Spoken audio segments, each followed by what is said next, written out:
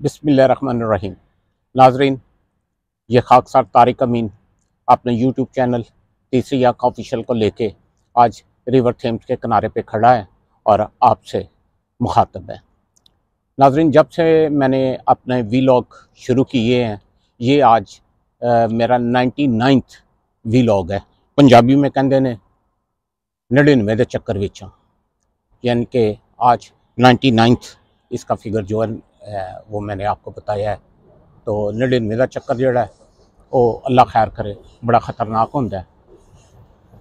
इसी सबाक में आपसे बात करूं कि आज 3 अहम वाक़यात 2 हो चुके हैं। तीसरा अब जिस वक्त मैं आपसे मुखातब हूँ उसके 2-3 घंटे बाद दुबई में एक मुलाकात है, जिस हवाले से मैं आपसे बात करना चाहता हूँ।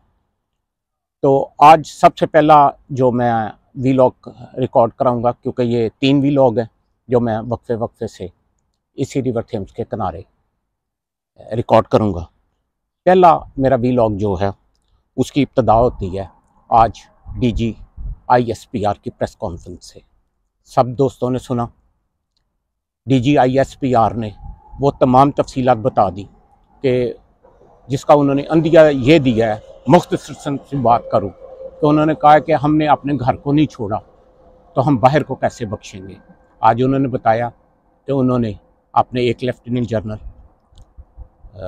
बज़ाहिर उन्होंने नाम नहीं लिया, लेकिन वो वही कोर कमांडर लाहौर थे 9 मई वाले वाक़े वाले दिन, उन्हें 3 मेजर जनरल, इसी तरह ब्रिगेडियर्स, उन सब के ख़िलाफ़ उन्होंने कार्रवाई की है। तो ये इतला दे के उन्होंने हम सब लोगों को बता दिया कि इमरान खान के ख़िलाफ़ अब क्या होने जा रहा है। एक हफ़्ता कबल मैंने अपने एक वीलॉग में आप लोगों को एक खबर दी थी कि कल का दिन जो है वो इमरान खान की गिरफ़्तारी हो जाएगी। मैंने आपसे अर्ज़ की थी कि मेरे मुर्शद ने मुझे फ़ोन करके ये कहा है, लेकिन वो उस रात गिरफ़्तारी नहीं हुई।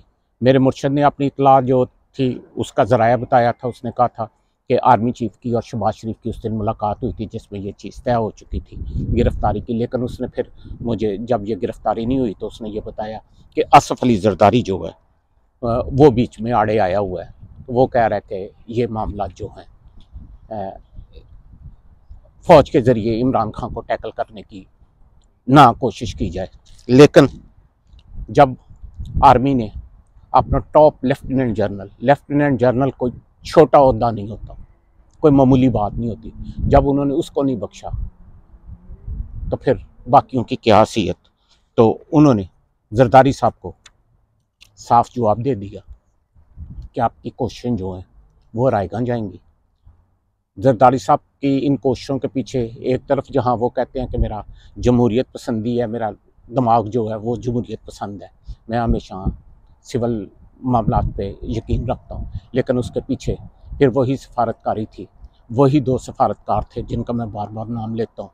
और जिस दिन इन्होंने फेडरेशन के चैम्बर के साथ वो प्रेस कॉन्फ्रेंस की थी या एक फंक्शन में तकरीब में शिरकत की थी, वो वही था जिसकी तरफ मैं इशारा करता हूँ। और ये वही 2 हज़रात थे जिन्होंने माजी में इमरान खान और जनरल बाजवा के दरमियान मामला तय करवाने की कोशिश की थी। वजह यह है कि उनमें से दोनों बंदों की रिश्तेदारियाँ जो हैं वो इमरान खान की ज़ौजिया बुशरा बीबी के साथ मिलती जुलती है। तो वो कोशिश थी, जरदारी साहब भी इसी वजह से उन्होंने कहा कि चलो मैं बात करके देखता हूँ।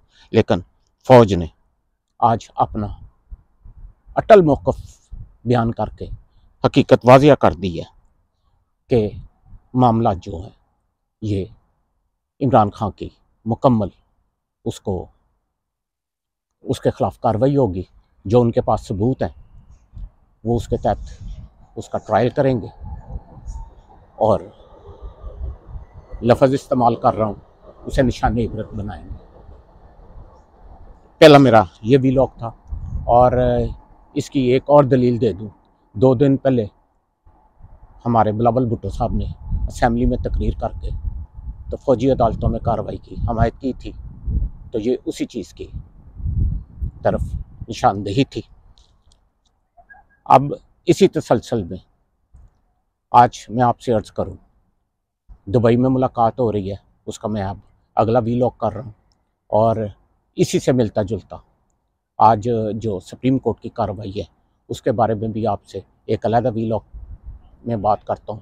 तो पहला वीलॉग मेरा आज इस एक लाइन पे ख़त्म हो रहा है कि अब इमरान खान साहब को किसी किस्म का रिलीफ नहीं है, और ये जितने इमरान खान का साथ छोड़ के गए हैं, इन तमाम लोगों ने वो सबूत देखे हैं और उन्हें यकीन हो गया था कि अब किसी सूरत जो है हम बच नहीं सकते।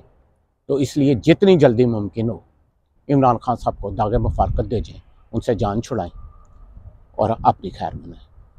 तो चलें, अभी मैं दूसरा वीलॉग रिकॉर्ड करता हूँ, ये वाला वीलॉग। फी अमान।